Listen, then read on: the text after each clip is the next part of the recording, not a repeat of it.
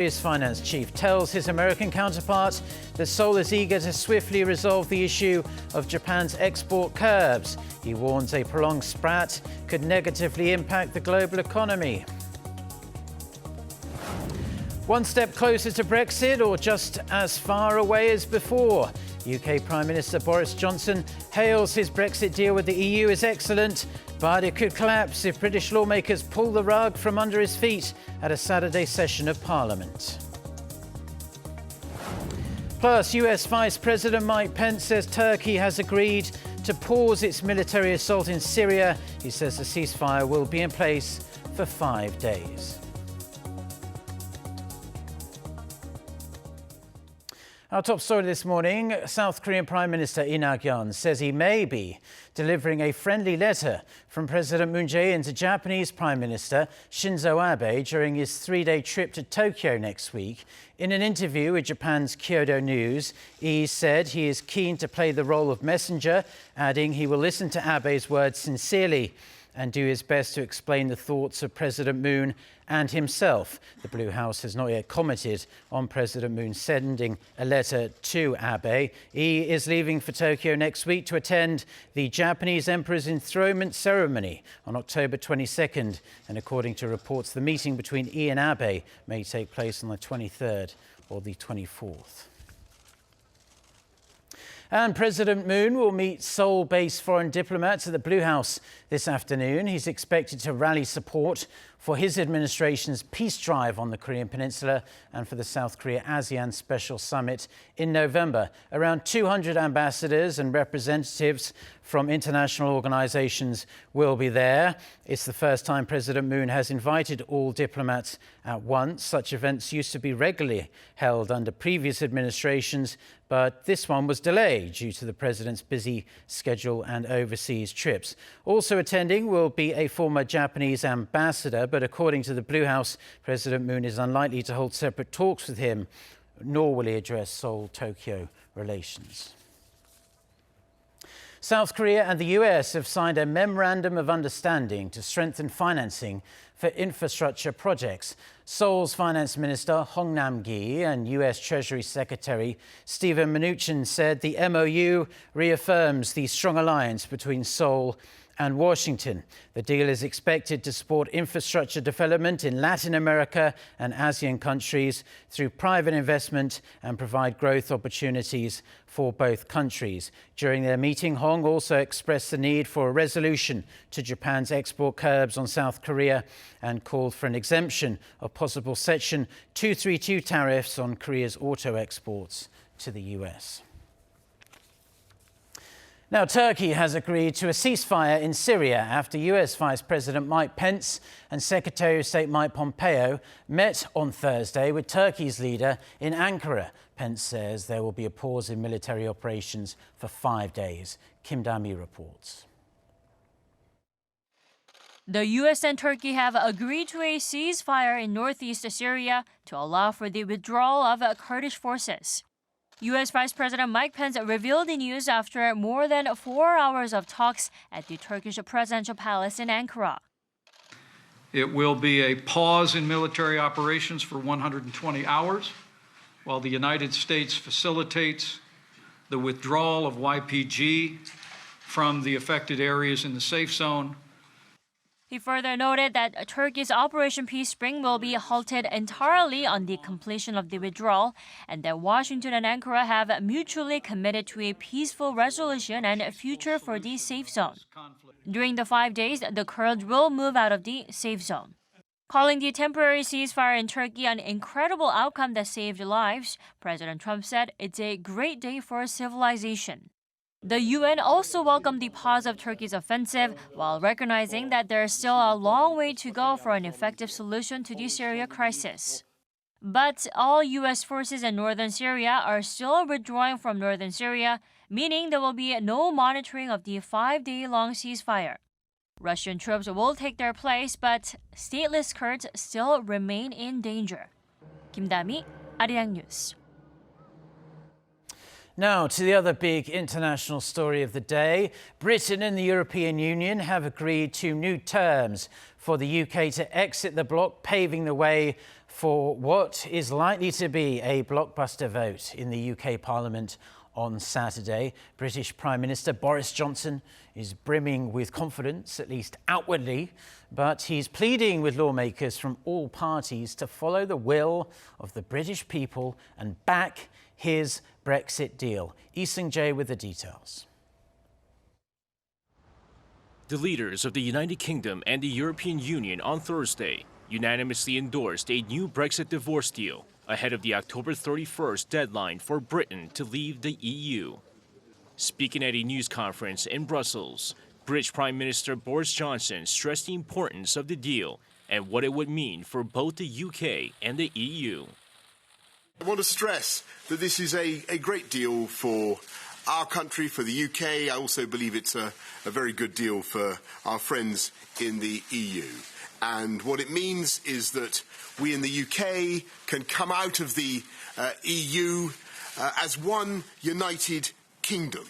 England, Scotland, Wales, Northern Ireland together. And it means we can decide our future together. We can take back control, as the phrase goes, of our money, our borders, our laws together. And we will be able to do free trade agreements around the world. However, getting the necessary votes at home will be a tall task for the Prime Minister, who was one of the faces of the 2016 campaign to leave the EU. Johnson brushed off suggestions that he won't be able to persuade enough lawmakers to pass the deal this weekend after his allies in Parliament, Northern Ireland's Democratic Unionist Party, rejected the deal. Despite having to overcome that hurdle, the Prime Minister said he was feeling positive. And I'm very confident that when my colleagues in Parliament study this agreement, that they will want to vote for it on Saturday and then in succeeding days. European Commission President Jean-Claude Juncker also insisted a deal must be made and that there would be no further extension. I hope it will. I'm convinced it will. But it has to. It has to, but if it doesn't? Anyway, there will be no prolongation. There will be no...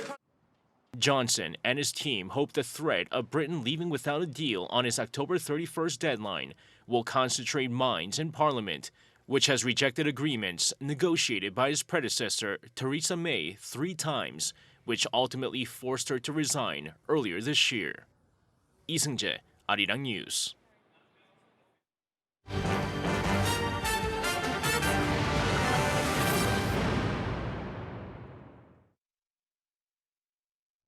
South Korea has been voted onto the UN Human Rights Council, becoming one of 14 new members to earn a seat at the table, following a secret ballot held at the UN General Assembly in New York on Thursday local time. South Korea won a seat for the 2020 to 2022 term. It's the country's 5th time as a member of the council and the first since the 2016 to 2018 term. The UN Human Rights Council consists of 47 member states and is responsible for promoting and protecting human rights around the world.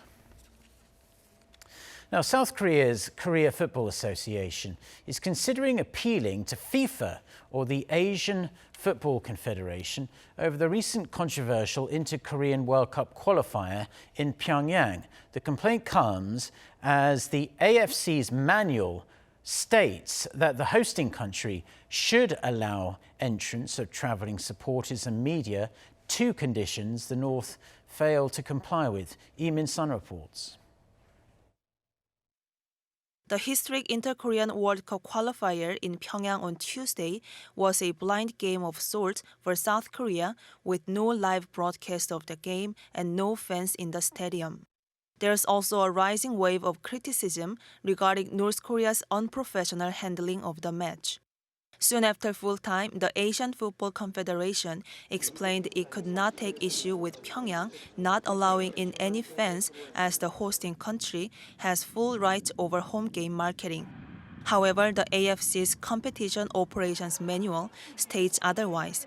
According to this year's edition, the hosting organization should ensure visas and entry to the AFC delegation, traveling teams' official delegations, media, and traveling supporters without any discrimination.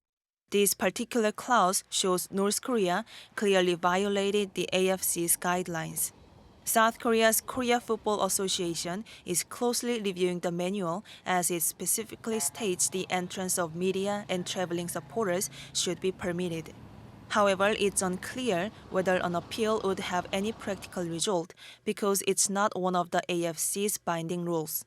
The KFA is also reviewing the team's 3-day stay in Pyongyang to see if there were any violations of match operations or international regulations that need to be raised with the AFC or FIFA. Meanwhile, some video clips of the match was released on Thursday. The KFA initially planned to televise the clips but uploaded the highlights on its website instead because the low-quality video was not suitable to air on TV. 이민선, Arirang News. Now, a BTS pop-up store has just opened in Seoul's Gangnam district. Naturally, such an event has attracted thousands of BTS fans, or ARMY, as they're known, from not just here in Korea, but from around the world. I'm glad to say our Lee Kyung-eun is there to check it out. So, Kyung-eun, I imagine it's pretty chaotic with fans there right now. Hi, Mark. I'm standing in front of the house of BTS, a BTS pop-up store that is located in the center of Gangnam. And as you can see, I'm surrounded by a massive crowd lining up to get into the store. And some people have been camping out all night, and some people have come as early as 5 a.m. just to be the first to get into the store. And now they have finally started going inside as the doors open at 10 a.m.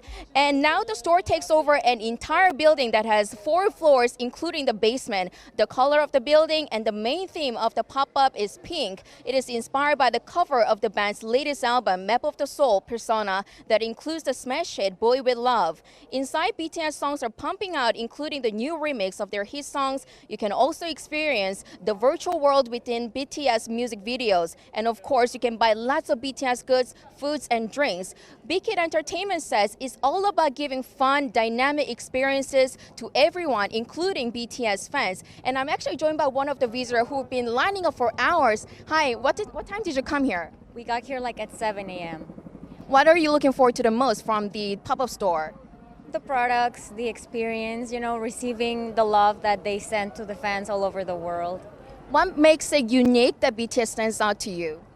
The fact that they stand out to every person individually and they talk about a lot of taboo issues, that really hits home. Thanks for the interview. I hope you enjoyed the pop-up show.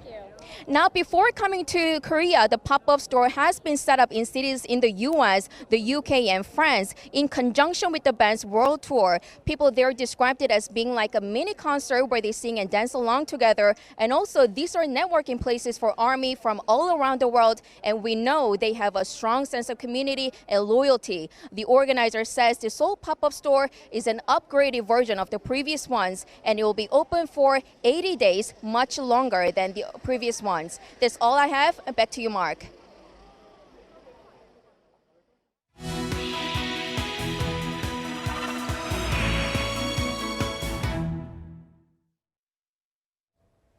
Time now for our Life and Info segment where we focus on information we do hope will be useful for your everyday life. And today we're talking about the season's biggest attraction in South Korea, the autumn leaves, the time of year where they change from green to rather rustic colours. For more, I'm glad to say we have our Kim Mo-kyun joining us in the studio. Mo-kyun, dressed in beige today Hello, for Mark. the season. So it Yes. looks like you're ready for autumn at least. Yes, I am. I actually love autumn, not only because of the cool weather, but also because of the beautiful colors, autumn colors. Yeah. So today I brought some information about the seasons, the best gift of the season, like that we can only enjoy at this time of the year, which is the autumn leaves.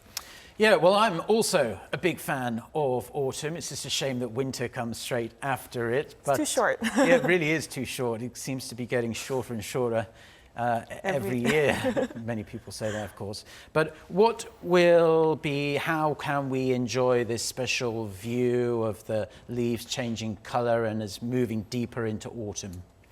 Well, it actually depends on which part of the country you are in, but several mountains have already seen its color of its leaves change. And according to a weather expert, from this week we will be able to see the peak of the autumn leaves from this week in many areas. The change in the color of the leaves spreads down from the top of the mountain at a speed of around 25 kilometers per day. We normally say the foliage has reached its peak when more than 80% of the leaves of the mountain turn red, orange, and yellow. So tell us more about the schedule, because I know Koreans like to plan this out very carefully when they can see the best looking leaves and scenery. It's a shame both of us have to work this weekend, but if we didn't have to work, where could we go together, Mo-kyun? Well, for this week, mountainous regions in the northern part of the capital, such as the Gangwon-do province, will be the most colorful. If you look at the chart, Seoraksan and Odaesan mountains will reach their peak this weekend, while those near the capital area will be the most beautiful next week. And southern regions such as Hallasan Mountain on Jeju Island will reach their peak in early November. Okay, so as we can see from the map, there are plenty of places to choose from across South Korea. Do these particular places have their own unique characteristics then? Yes, Mark. Every mountain has their own unique charm. So the Seoraksan Mountain, which is the third highest mountain in South Korea, is known for its bright red colors because of the maple trees. And because of this, it's one of the most visited spots during this season. It's really amazing. I feel like this year the colors are even more vivid. I had a wonderful time. Meanwhile, over at the Odaesan Mountain, visitors can enjoy soft pastel-colored leaves as the mountain is surrounded by various types of broadleaf trees. And down south at the Daejangsan Mountain, small baby leaves surround the area, and there's some 13 different types of trees. Yeah, I think people, when they have an image of South Korea in their minds, they think of Seoul and big built-up cities, but there are so many places you can go and get out into nature and enjoy the fresh air and everything like that. And it must be said that while those people you showed on the video there clearly are healthy, and we're fortunate enough to be healthy as well, there are certain people who want to get out there as well, but are unable to due to certain mobility issues. Yes, Mark, because of that, there's some good news for people who cannot, walk and travel easily. The Waraksan National Park in Chungcheongbuk-do province is operating a special trail without stairs or obstacles in the way so that people in wheelchairs can tour around the area. It's also a good place for senior citizens to walk with their cane and for mothers to walk with their babies on their strollers. I usually don't have the courage to climb mountains because of the stairs and bumps. But I think I could come here often because we can tour around with a wheelchair. Well, that's a very good idea. I didn't realize such trails existed. I've gone up mountains before with young children, and it's not easy unless you have a certain special trail set up for you. But how many of these special trails are there around the country? Well, currently there's around 42 such trails in 20 national parks in the nation. And the National Park Service says that it plans to expand such facilities so that everyone can enjoy the beautiful landscape. It aims to create 5 more trails in the Jirisan, Odaesan, and Bukhansan mountains by the end of this year, hoping to make 68 special trails by 2023. Well, we hope they can accomplish their goal and make hiking and enjoying nature something everyone can enjoy here in South Korea, particularly at this time of the year. And I know you enjoy checking out the autumn foliage, of course. Mo-kyun, Yes, as always, it's a pleasure having you, and we'll speak to you again next time. Thank you.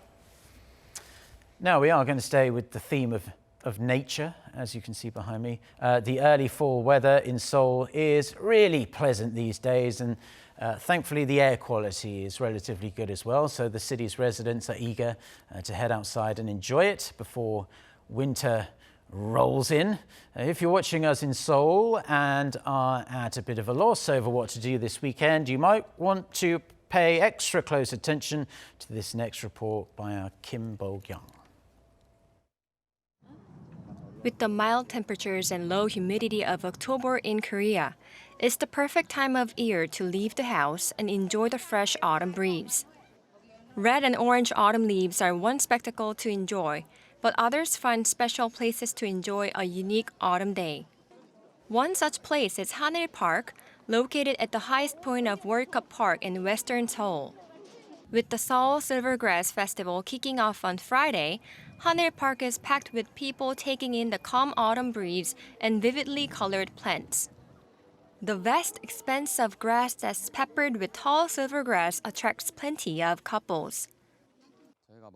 We came up to Seoul for the first time from Masan. We came here by chance and it's really nice. The silver grass is not the only attraction to catch your eye at Haneul Park. Two other popular plants in this park are the pink muhly grass, which has an attractive soft pink color, and broom cypress, a small rounded plant which turns red as it matures. Visitors are busy snapping photos with friends in front of a huge bloom of cotton candy.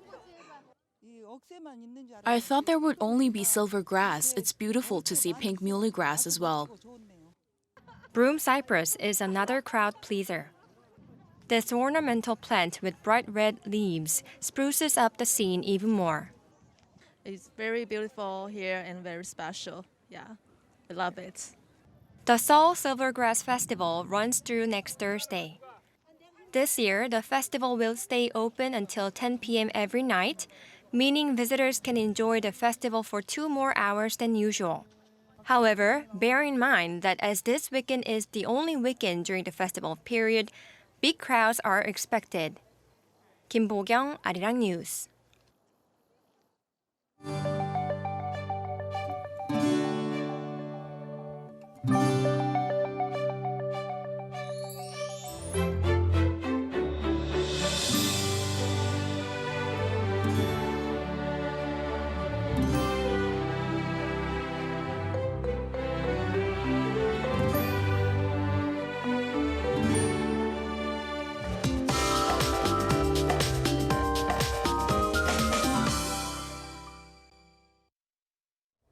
Good morning. Autumn rain started to fall on Jeju from early this morning, and Jeju and the East Coast as well as the Gyeongsang-do regions will see heavier showers of up to 60 millimeters of precipitation. And the rest of us will see 5 to 20 millimeters, and those of us in Seoul and its surrounding regions will not need an umbrella.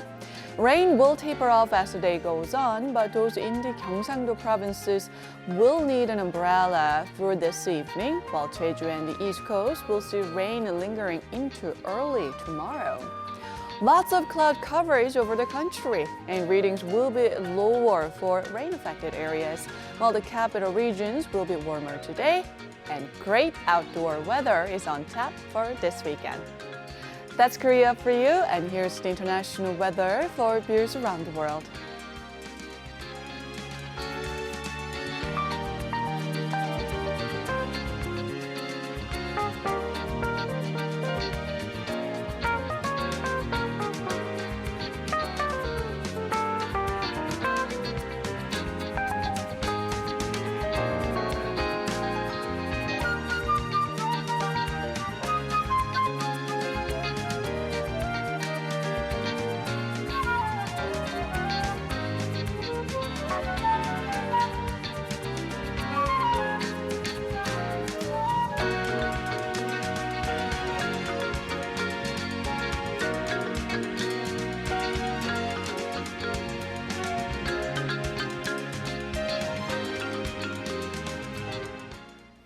Well, that's all the news and weather we have for now on this Friday morning here in Seoul. Stay tuned to Arirang TV.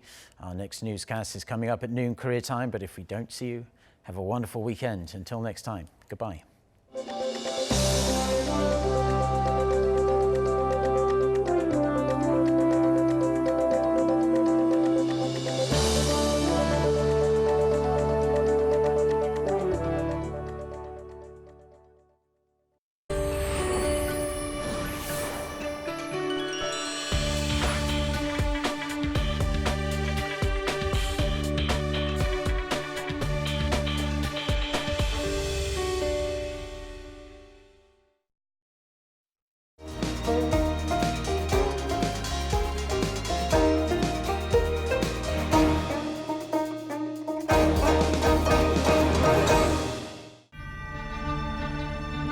During the Mid-Joseon dynasty, there was a book that the Emperor of Qing asked his envoy to bring back from Joseon.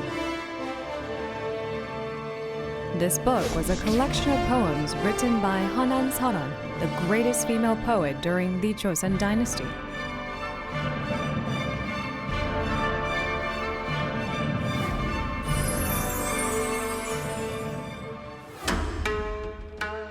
Hanan Seoran's poems captivated everyone, even the Chinese emperor, and was extremely popular in both Korea and China at the time. The Li Chao Shiji records that the poems of Hanan Seoran were like flower petals falling from the sky and were well known among the Chinese. 150 years after Hanan Seoran's collection of poems was published, the scholar Hong Dae-yong went to China. There, he heard of Qing scholar praise her poems.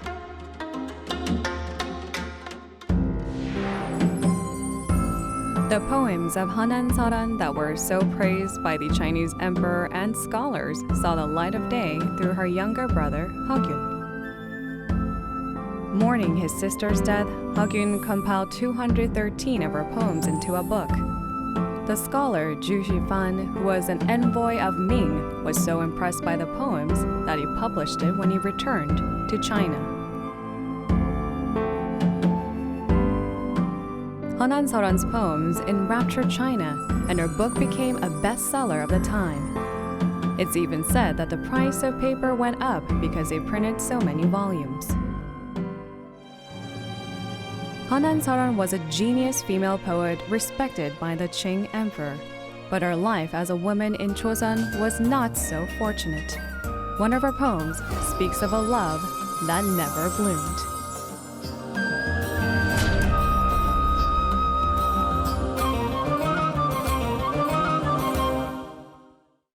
BizSmart shed light on the advanced technologies and improved competitiveness of domestic startups, which have achieved remarkable growth as global businesses. This week on BizSmart, we introduce Brush World, a developer of toothbrush made with biodegradable toothbrush. Also, we look into TSP Korea, which has developed differentiated cleaning products based on the unique technologies. And we explore M-Flair, a provider of electronic storybooks that can build good reading habits of children and help them learn various languages. Be sure to tune in and join us.